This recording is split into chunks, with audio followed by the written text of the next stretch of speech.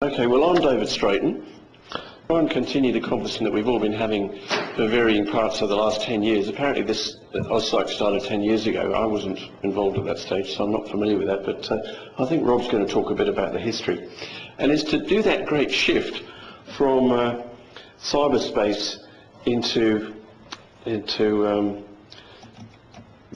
real world. So here we have here a little symbol of what we're doing today, moving in from outer space into where we are on the planet. And what I'm going to talk about is some of the implications of cyberspace for society, psychiatrists on the internet, and also the idea of having the college moved into an online mode. It's going to talk about the evolution of AusPsych, whether we should restrict its use to clinical issues alone, whether it should be independent as it is at the moment or run by the college, and the question of whether voyeurs on the nudist beach, whether people should participate more actively or at least say who they are.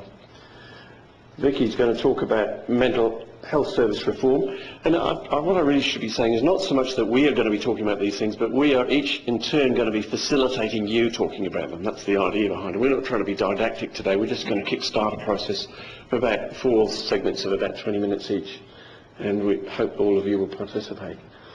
And finally Julian's going to talk about a few other things, and he's been made, acting treasurer, and we've apparently got 13 million... Moderator. Oh yeah, we've got 13 million lolly scramble. For all of those who stick the whole meeting out, we've got 13 million to give away apparently, but there's some rumour about this. Now here we have a picture of the same stuff that you were just seeing on the video.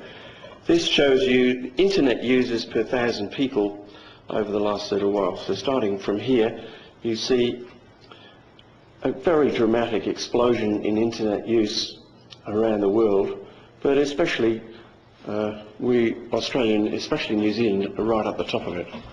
Major phenomenon going on in the world, and it's possible to just see this as being our own little gossip room using the latest trend, which is email, but it's also possible to see here, I think, a shift in civilization with very considerable implications and implications, and AusPsych is merely one of the tiny symbols of that. We're shifting from a culture based on atoms, where people move atoms around in the form of trucks and planes and ships and bodies, and you move atoms close together and then you get them to communicate with each other analogically. And this has been a very geographically locating thing. The atomic culture is very located in space, and we suffered the tyranny of distance. Whereas the bit culture is geographically free. It really doesn't matter whether you're here or Alaska or somewhere else. The atomic culture is very time consuming. The bit culture is almost instantaneous, except currently we had a thunderstorm here just recently and I've been off the internet for a couple of days while the servers are all changed. The atomic culture is very energy consuming. Bit culture is almost free. The atomic culture produces a lot of carbon. The bit culture is almost carbon-free. Atomic culture is national, it has frontiers, and as atoms cross the frontier they get charged taxes and stuff like that. The bit culture is international. The atomic culture tends to be synchronous. You have to actually organise 2 things to happen at the same time.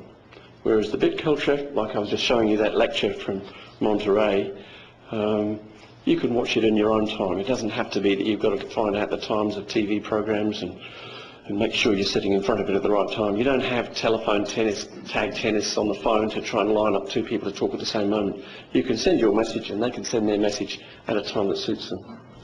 So the bit culture has time shifting, which is very convenient. Atomic culture is very much based around cities. In fact, cities are a solution to the problems of atoms to some extent. Canberra is one solution to the problem of how you have a representative democracy and you've got to have everybody go to the same place where they can talk. College of Psychiatrists could be seen as another one. How do you collaborate in a pre-bit culture?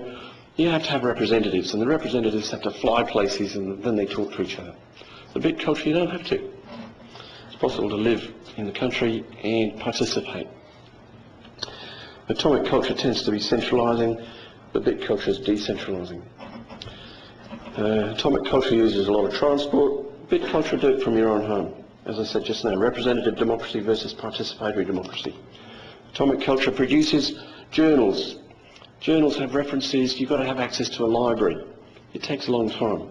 You know, if any of you have written an article, stuck it up on the college rag, it takes, by the time it's gone through a few referees and things like that, it's been sent backwards and forwards. It's about a year, in my experience, between writing something and actually feeling it in print on a piece of paper. And if somebody wants to disagree, it's about a year before they get back. Now, this is very slow repartee, whereas, as you know, those of us on the site, we can have repartee within, half a day or something like that. The library issue, if you want to put a reference up in a thing on the net, you can put a hot link to it and go instantly to it, full text, a lot of the time, not all the time, but a lot of the time. So the atomic culture is a slow response, and the bit culture is very rapid. I've caught an expression here, BAMS. Stands for Brisbane, Adelaide, Melbourne and Sydney. It's quite difficult to participate in the college if you're not a BAMS person. There's a lot of, as with all hierarchical organisation, you get central burnout and peripheral alienation. And the rural and regional parts of Australia and New Zealand, in my experience, feel alienated from the college generally, and that this bit culture allows participation. There tends to be a bias in the college towards people from academic and public psychiatry, because they can take time off under their salaries to go and attend things. People from private practice can't very easily.